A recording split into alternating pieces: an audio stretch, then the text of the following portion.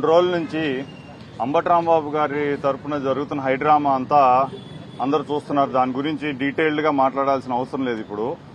So సూటిగా నా ప్రశ్న ఇక్కడ ఏంటంటే, ఆయన్ని నిన్న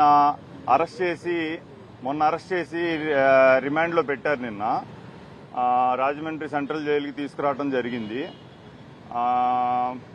నా ప్రశ్న ఏంటంటే, సరే ఇప్పుడు ఆయన దర్శనానికి అని చెప్పని వెంకటేశ్వర స్వామి టెంపుల్కి వెళ్ళినప్పుడు ఆయన్ని రెచ్చగొట్టి, టీడీపీ గూండాలు వచ్చి ఆయన్ని రెచ్చగొట్టి ఆయన చేత, సరే ఆయన కూడా క్లియర్గా దానికి అది ప్రెస్ మీట్లో చెప్పారు, నేను ఈ వయసులో అనాల్సిన మాటలు కాదు అని చెప్పని ఆయన కూడా రిగ్రెట్ అయ్యారు దాని గురించి.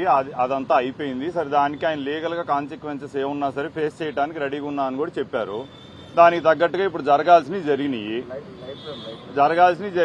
ఇప్పుడు నా ప్రశ్న ఏంటంటే, మొన్న ఇంటి మీదకి వచ్చి, ఆఫీస్ మీదకి వచ్చి టీడీపీ రౌడీలు వీళ్ళందరూ కర్రలు రాళ్లు పట్టుకొని ఇంటిని, ఆఫీస్ని పూర్తిగా అటాక్ చేశారు. మొత్తం డిస్ట్రాయ్ చేశారు. కార్లన్నీ పగలగొట్టారు, ఆఫీస్ని తగలబెట్టారు. వాళ్ళ మీద ఇప్పుడు దాకా ఏం కేసు పెట్టారు మీరు? ఇప్పుడు మీకు పార్టీకి సంబంధించిన నిన్నేదో చంద్రబాబు గారు మాట్లాడుతూ అంటున్నారని నాకు ఇందాకే తెలిసింది. అది ఏ పార్టీ వాళ్ళైనా సరే ఇళ్ల మీదకి వచ్చి అటాక్ చేస్తే మేము ఊరుకోము, అది ఎవరైనా సరే వాళ్ళ మీద కేసు పెడతామని చెప్పని అన్నారు. సరే, నేను చంద్రబాబు నాయుడు గారికి ఈ సందర్భంగా నేను క్లియర్గా ఒక పాయింట్ అడగదలుచుకున్నాను. మీ పార్టీకి సంబంధించిన ముఖ్యమైన వ్యక్తులు ఇద్దరు, ఒకళ్ళు సెంట్రల్ మినిస్టరు పెమ్మసాని చంద్రశేఖర్ గారు. ఆయన ఏమన్నారు, 24 గంటల్లో రాంబాబు గారికి సినిమా చూపిస్తామన్నారు. సినిమా చూపించడం అంటే ఏంటండి అర్థం? లీగల్గా ప్రొసీడ్ అవుతాము, చట్టం దాని పని దాన్ని చేసుకుపోతుందంటే అది వేరు. సరే, అది లాస్ట్లో ఏదో తోకలాగా తగిలిచ్చారు, కానీ సినిమా చూపిస్తాం 24 గంటల్లో అంటే ఏంటి ఆయన అర్థం? సినిమా చూపిస్తాం అని చెప్పి ఇళ్ల మీదకి వచ్చి అటాక్ చేసి, ఇళ్ల మీదకి వచ్చిన వాళ్ళల్లో ఆ గుంటూరు 2 లోకల్ ఎమ్మెల్యే గల్లా మాధవి గారు వాళ్ళ హస్బెండ్, వాళ్ళిద్దరూ మా ఇంటి మీదకి వచ్చి అటాక్ చేసిన వీడియోస్, ఎవిడెన్సెస్ మా దగ్గర ఉన్నాయి. మేము ఇప్పుడే కేసు పెడతాం, మీరు తీసుకోండి. మీరు అన్నారు కదా ఏ పార్టీకి సంబంధం లేకుండా ఇళ్ల మీదకి వచ్చింది మేము ఊరుకోమని.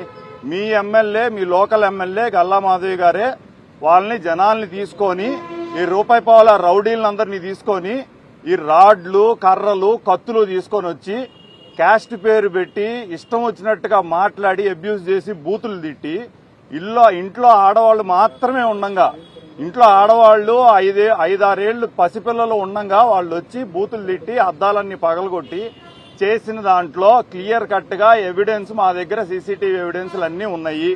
గల్లా మాధవి గారు వాళ్ళ హస్బెండ్ కూడా ఇన్వాల్వ్ అయి ఉన్నారు. మిగతా వాళ్ళందరూ ఎవరైనా పక్కన పెట్టండి, అసలు వాళ్ళు ప్రవోక్ చేశారు కదా, వాళ్ళు అక్కడ ఉన్నారు, ఆ ఇన్సిడెంట్ లో వాళ్ళు ఉన్నారు. వాళ్ళ మీద మీరేం యాక్షన్ తీసుకుంటారు?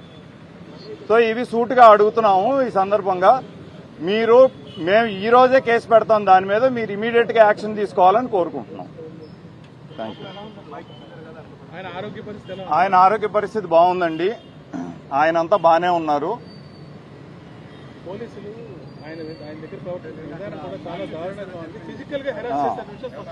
ఫిజికల్ గా హెరాస్ చేశారు.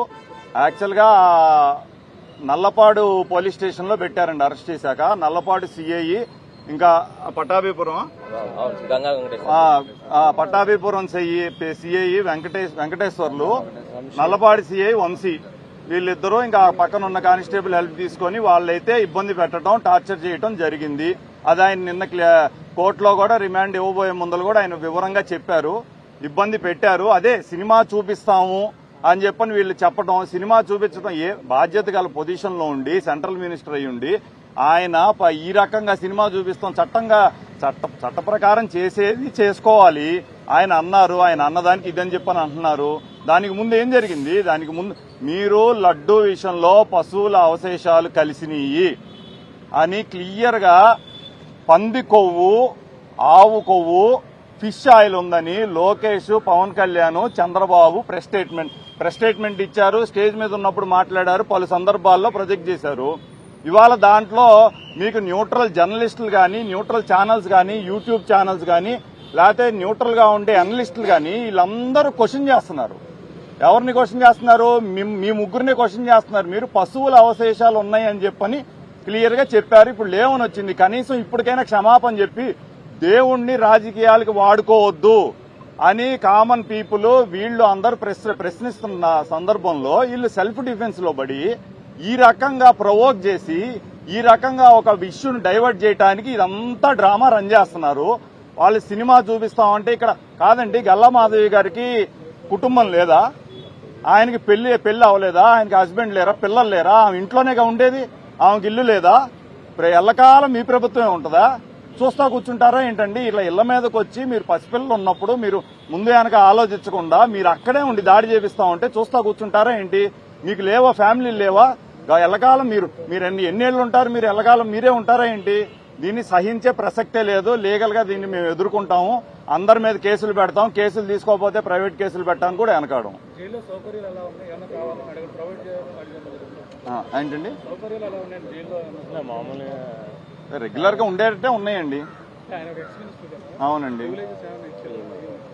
స్పెషల్ ప్రివిలేజెస్ అయితే ఇప్పుడు దాకా ఏం లేదండి.